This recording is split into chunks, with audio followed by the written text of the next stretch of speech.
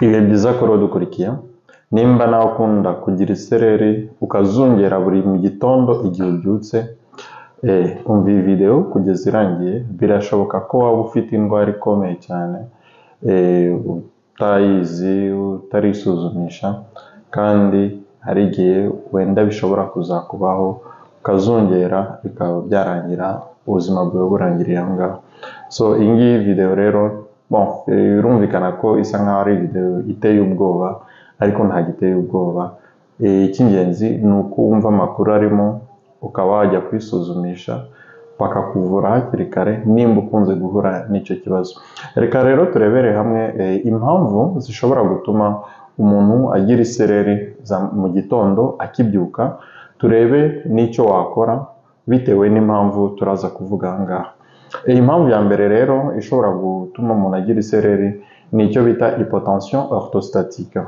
Hypotension orthostatique ni kwa kundi uba uryamye, noneho wabyuka amaraso yari ari kugenda ku muvuduko runaka, wabyuka ntabashe kugera ku bwonko neza, ubwonko bwagira amaraso make akaba aribwo ugira isereri. Kenshi kuri iyi sereri umuntu agira iterwa ni hypotension orthostatique, yahandi wumva mu mutwe hashyushye, harashyuhiranye, ariko bikagenda bigabanuka maze bikahita birangira. Iyi ni hypotension orthostatique.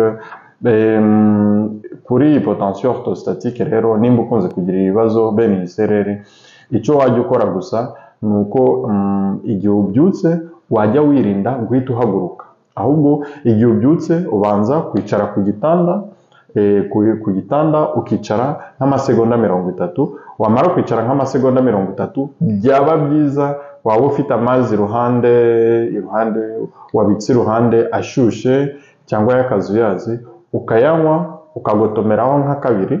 Wamara kugotomeraho nka kabiri, maze ukabona guhaguruka, aho ngaho ntabwo uzongera kugira iyo sereri.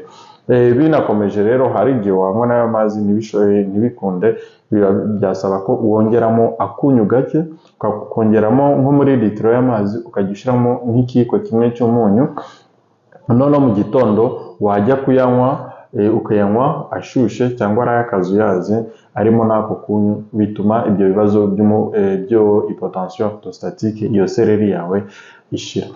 Icya kabiri gishobora gutuma ugira isereri ni igihe ufite ibibazo by'umutima. Ahangaha birumvikana ko kuri bya bindi bya mbere hari ibintu bishobora kuba ari ibisanzwe ushobora gukemura mu buryo bworoshye, ariko kuri ibi bya kabiri, igihe ufite ibibazo by'umutima. Ibibazo by'umutima rero ni igihe ufite icyo bita trouble du rythme. Trouble du rythme turabizi ko umutima utera inshuro hagati ya 60 na 75 ku munota. So hari umuntu rero uba ufite umutima udatera kuri ritme imwe, rimwe mu munota umwe igatera 40, ku wundi munota wa kabiri igatera 60, ku wa gatatu igatera 70, mbese umutima ntugire ritme igenda ku rugero. Iyo umuntu afite bene ibyo bibazo by'uwo mutima rero udatera kuri ritme, ni handi ushobora kubyuka mu gitondo ukagira isereri. Wagira isereri ho ntabwo ugira isereri nk'ayandi twavuze, ahubwo ugira isereri ukitura hasi, ukagwa hasi, ukaba wanatakaza n'ubwenge, ariko ukatakaza amasegonda make, maze ubwenge bugahita bugaruka, umutima ukongera ukarekipera, ukongeraho ukaba umuntu, ukaba wakwirwa n'umunsi wose nta kibazo, ejo wakongera kubyuka ugahura n'ako kabazo nanone.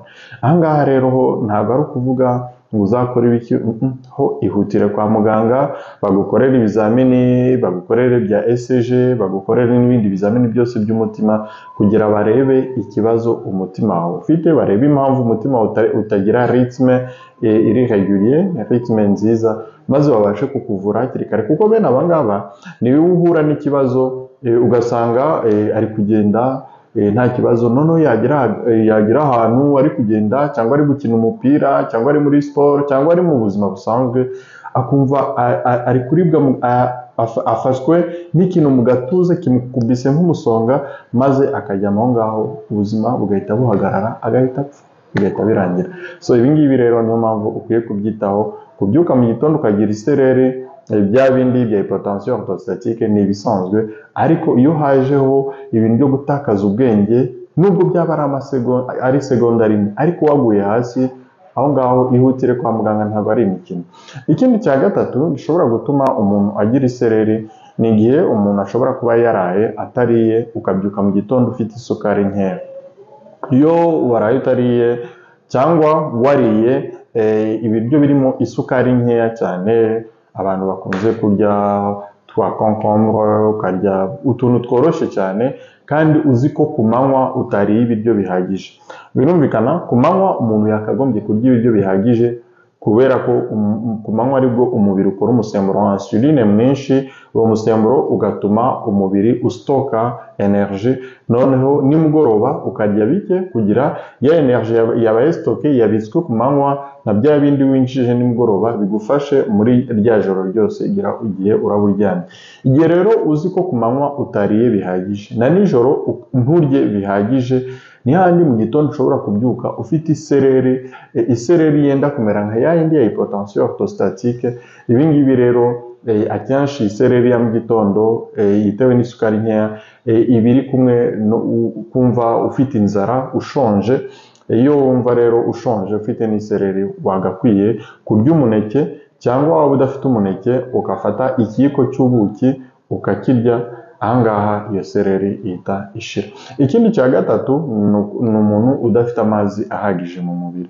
Iyo udafite amazi ahagije mu mubiri, birumvikana ko uba ugomba kugira isereri. Impamvu ni uko amazi ariyo atuma amaraso, volume y'amaraso mu mitsi igenda neza. Iyo rero ufite amazi make, na ya maraso ntabasha kwihuta ku muvuduko usanzwe, bikaba byatuma cyagiye mu gitondo uhindura position, wari umaze amasaha menshi uryamye, washaka guhindura position, amaraso akagera ku bwonko ari make, ukagira isereri. Kenshi umuntu ufite ibibazo by'amazi make mu mubiri agira ibibazo bimeze nka ya yindi navuze ya hypotension orthostatique. Ibi ngibi rero birumvikana ko iyo ufite iki kibazo biba byiza, ni nayo mpamvu tuvuga ko uba ugomba kunywa amazi buri mu gitondo. Ukibyuka ukanywa igikombe cy'amazi, ukagotomera amazi ahagije, kugira umubiri wawe wamaze igihe kinini, amasaha 6, umubiri uryamye ahantu hamwe uri gukora, kuko iyo umuntu aryamye umubiri uri gukora. Iyo rero umubiri uri gukora uba ukeneye amazi, akaba niyo mpamvu nyine birumvikana ko ugomba kunywa amazi mu gitondo. Ikindi gishobora gutuma umuntu agira isereri ya mu gitondo ni igihe ufite amaraso make.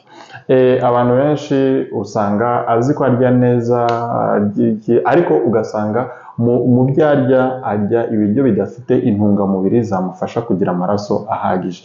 Akaba ari niyo mpamvu igihe cyose uzi ko ukunze kugira isereri ya mu gitondo, cyane cyane ahangaha reka mvuge ku bakobwa n'abagore, niba uzi ko uri umugore cyangwa umukobwa ukaba uzi ko uva amaraso menshi igihe uri mu mihango, none ukajya uhura n'ikibazo cyo kujya ugira isereri buri mu gitondo, icya mbere ukwiye gutekereza wowe mukobwa ni uko uba ufite amaraso make.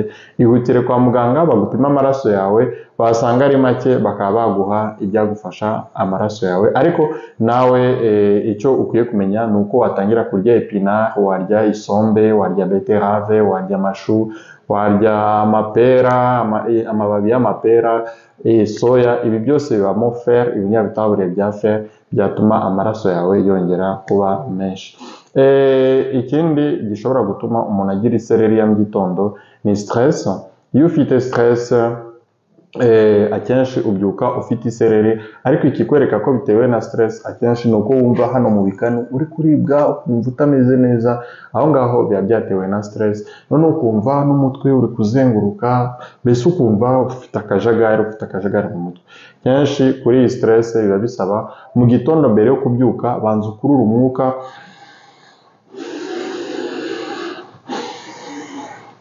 ubikore inshuro 10 mbere yo kubyuka. Ahangaha uzabyuka wumva mu bwonko bwawe hasa nkaho hajemo akayaga, wumva umeze neza, ibyo by'isereri bihita birangira. Ikindi ni uko ushobora kuba ufite ikibazo cyo mu matwi. Iyo ufite ikibazo cyo mu matwi ukabyuka ufite isereri, wumva umutwe uri kuzenguruka, ukaba wagwa hasi.